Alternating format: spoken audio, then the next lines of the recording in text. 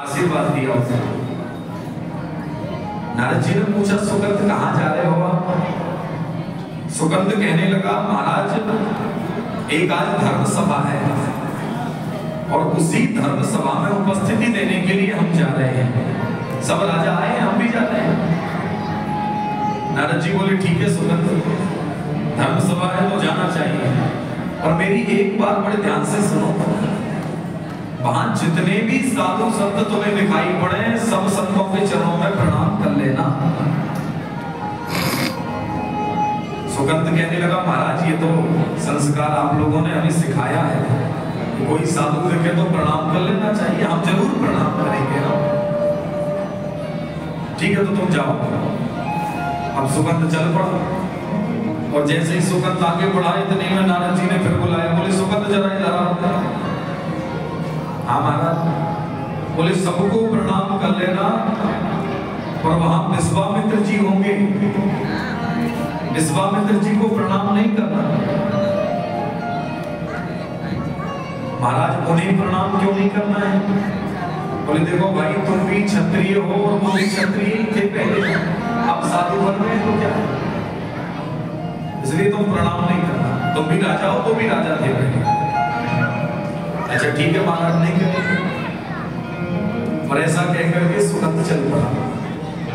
बड़े ध्यान देना। सुगंध राजा पहुंचा सभा में, जितने साधु संत थे सभी संतों के चरणों में जाकर के सुगंध राजा ने प्रणाम किया। प्रणाम किया, सब संतों ने आशीर्वाद दिया। और जैसे ही सुगंध राजा विश्वामित्र जी को देखा, सो मुंह फेर करके वापस आ गया, उनको प्रणाम नहीं किया। अच्छा, शास्त्र कहते हैं सबसे कठिन जाति अपमान। समाज में यदि एक समान सभी बैठे हो और समाज में यदि कोई आपका अपमान कर देगा तो ये मृत्यु के समान होता है। विश्वामित्र जी को बड़ा क्रोध आया, बड़ी पीड़ा हुई। क्रोध के कारण वहां से कुछ नहीं बोले, सभा से खड़े हुए और खड़े होकर के सभा से लौट आए। लौट करके आए, अयोध्या पहुंच गए, राम जी के भवन में जाकर के बाहर से आवाज लगाई, कहाँ है राजा राम? इतने में लक्ष्मण जी निकल कर आ गए, गुरुदेव आपके चरणों में प्रणाम करते हैं, कैसे आगमन हुआ? बोलिए बताओ तुम्हारा राजा राम कहाँ है? लक्ष्मण जी कहने लगे, सरकार प्रभु तो सो रहे हैं। विश्वामित्र जी बोले, जब राजा सोता है तो ऐसे ही होता है, सो रहा है राजा, इसी कारण ये होता है। महाराज क्या बात है, आप बताइए। इतने में राम जी ने जब सुना, सुन करके राम जी स्वयं आ गए। जैसे ही देखा तो देख के गुरु जी के चरणों में प्रणाम किया। गुरु जी आपको प्रणाम करता हूं। इतना क्रोध में गुरु जी पहली बार आपको देखा है, क्या कारण है? गुरु जी बोले कि तुम्हें क्या है, तुम तो सो रहे हो, यहाँ साधुओं का अपमान हो रहा है। अरे महाराज आपका अपमान किसने किया? विश्वामित्र जी बोले, एक बात बताओ, यदि हम बता भी देंगे कि हमारा इसने अपमान किया है तो तुम क्या दंड दोगे उसको?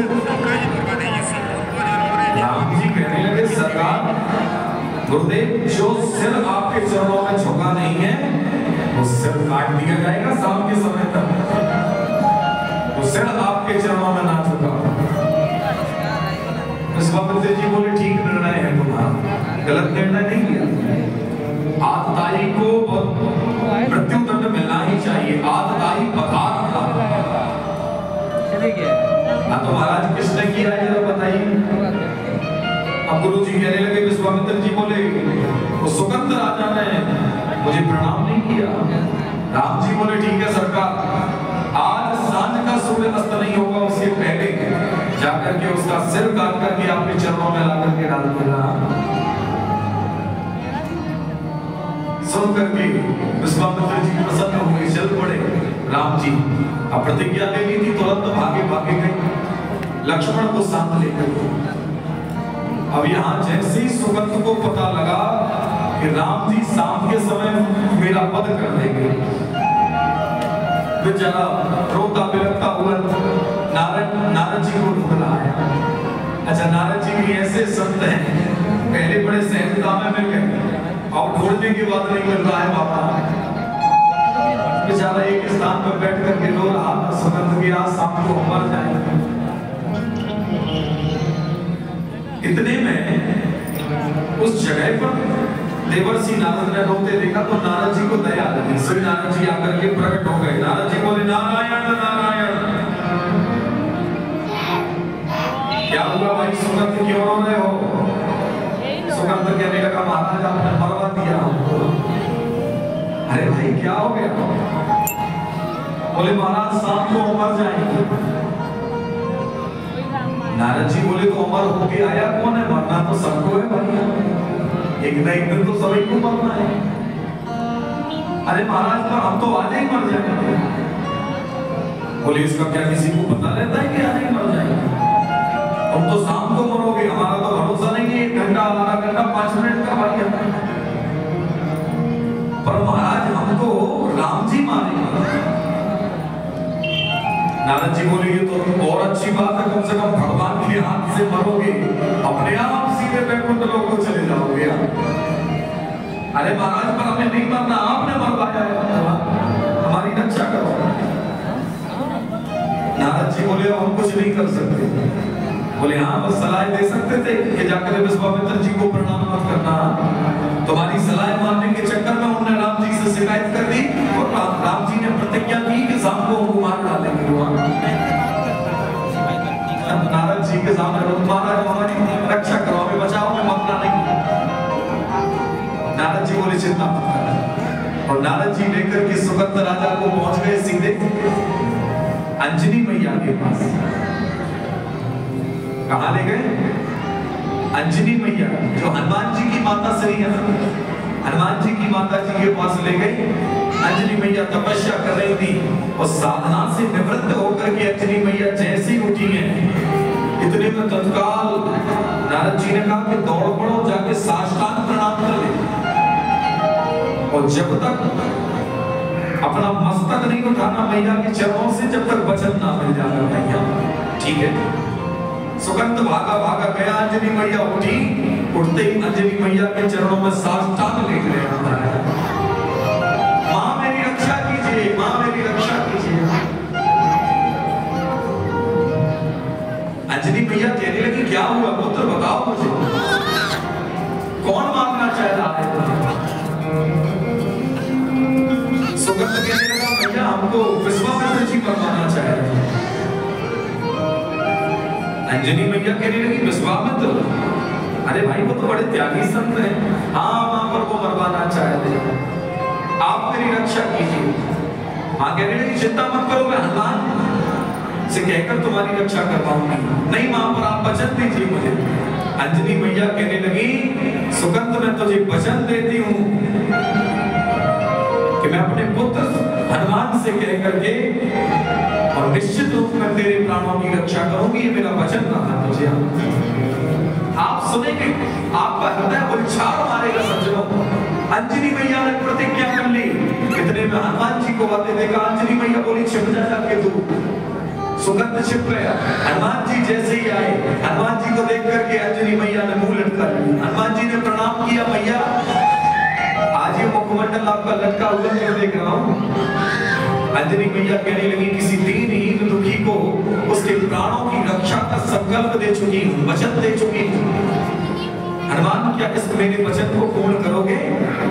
हनुमान जी कहने लगे माँ आपके द्वारा दिया हुआ वचन हो और ये हनुमान पूरा न करे, मैं अपने प्रभु इष्ट राम के चरणों की शपथ खा करके कहता हूँ, मैं अपने राम के चरणों की सौगंध खा रहा हूँ कि चाहे दुनिया का कोई शक्तिमान आदमी क्यों ना हो, पर जिसको आप वचन दे चुकी हैं उसके प्राणों की रक्षा करने के लिए अपने प्राणों की बाजी लगा देगा ये हनुमान। अब मैया ने धीरे से सुगंध को बुलाया, बोले सुगंध दादा। सुगंध आ गया, मैया के चरणों में प्रणाम, हनुमान जी के चरणों में प्रणाम। हनुमान जी बोले अरे सुगंध तुम यहाँ कैसे? अंजनी मैया बोली इसी के प्राणों की रक्षा करनी है। हनुमान जी ने सुगंध सुगंध से पूछा कौन मारना चाह रहा है तुमको? सुगंध कहने लगा राम जी मारना चाह रहे हैं। हनुमान जी को लगा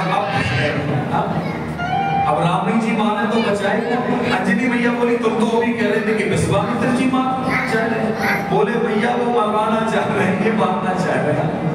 अब हनुमान जी को लगा अब फंस गए।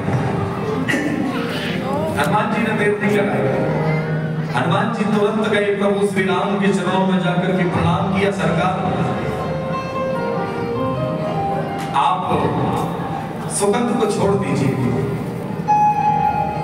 राम जी कहने लगे हनुमान तुम्हें पता नहीं है, उसको मैं छोड़ नहीं सकता, उसको मृत्यु दंड मुझे देना पड़ेगा, क्योंकि मैं अपने गुरुदेव के चरणों की सौगंध खा करके अपने गुरुदेव को वचन दे चुका हूं कि आज सांझ का सूर्य अस्त नहीं होगा उसके पहले मैं सुगंध का वध कर दूंगा। हनुमान जी कहने लगे सरकार हम भी अपनी मां अंजलि को वचन दे चुके हैं और वचन के साथ साथ अपने प्रभु इष्ट राम के चरणों की सौगंध लेकर के वचन दे के आए हैं कि उस सुगंध के प्राणों की रक्षा करेंगे। राम जी कहने लगे ठीक नहीं किया हनुमान तुमने। हनुमान जी बोले किया तो नहीं पर हो गया, और महाराज उसको छोड़िए। राम जी बोले कदापि नहीं। हनुमान यदि तुम रक्षा करना चाहते हो तो जाओ रक्षा करो। राम जी कहने लगे तुम रक्षा करो और मैं तुम मारूंगा। ठीक है। हनुमान जी लेकर के सुगंध को पहुंच गए। एक वन में एकांत में जाकर के बैठा दिया और एकांत में तुलसी का वृक्ष लगा हुआ है।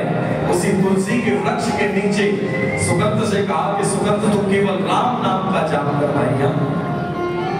राम नाम में वो सामर्थ्यता है कि तेरे प्राणों की रक्षा कर सकते हैं। राम जी ने देखा कि सूर्य अस्त होने का समय हो रहा है। तत्काल राम जी ने लक्ष्मण को सारथी बना के लेकर के चल पड़े। सुगंध राजा के नगर में पहुंच गए। राम जी आप बाहर से आवाज लगाई, सुगंध का आता पता नहीं। सभासदों ने जवाब दिया सवेरे से गोल है राजा। राम जी समझ गए हनुमान जी लेके गए होंगे। लक्ष्मण से राम जी बोले लक्ष्मण जरा पता लगाओ हनुमान जी कहाँ है। लक्ष्मण जी कहने लगे महाराज ये हम कहाँ से पता लगा? भाई आप दोनों का पता आप ही दोनों को होता है। हनुमान जी का पता आपको होता है और आपका पता हनुमान जी को होता है। हम कहाँ से पता लगा? राम जी बोले ठीक है फलानी जगह लेके चलो। उस वन में हम पहुंच गए और जाकर के देखा सुगंध बैठा हुआ है एक स्थान पर, हनुमान जी बैठे हुए हैं। तो हनुमान जी महाराज सुगंध से कह रहे हैं कि तू सुगंध केवल राम नाम का जाप कर। राम नाम के जाप में इतना सामर्थ्य है, यही तेरे प्राणों की रक्षा करेंगे। तू भज राम जी का नाम। अब सुगंध सोच रहा है कि बताओ ये दो अक्षर का नाम कैसे रक्षा करेगा? राम जी मार रहे हो, ये राम जी का नाम ले पा रहे हैं भाई। और राम जी हनुमान जी कह रहे सुगंध से कि राम जी से बढ़कर के सुगंध राम जी का नाम है, इसलिए तो खूब आनंद से कहा। हनुमान जी समझा रहे हैं क्या? राम से बड़ा नाम